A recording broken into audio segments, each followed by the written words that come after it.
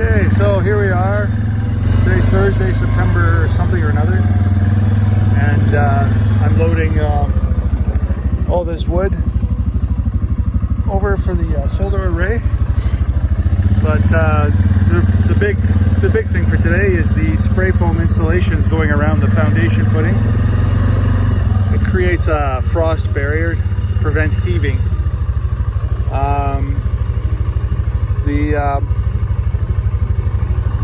The gentleman in this truck here sprays this foam around and it dries within minutes, rock hard. And he does, as you can see, right up to the bottom there. And then our contractor here for the foundation, he surrounds that with sand to protect it, because the elements will damage that foam if it's exposed over time, especially the sun. So I'm going to just let him squeeze by one more time.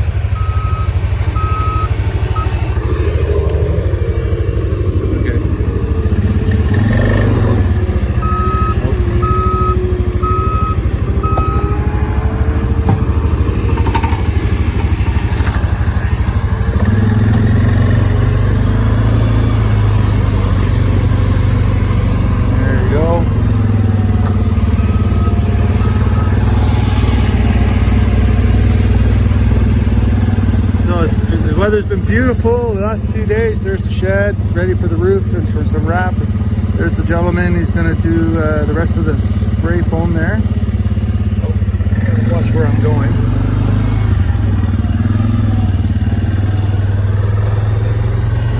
The goats are hanging out in the shade because it is quite hot. Hello, goats. So these beams are for the frame of the solar array. The boards are, a few of them, so several of them actually are 16 feet in length. So I'm just going to set them in the saddles so that they're there and out of the way. And there's a view of the foundation.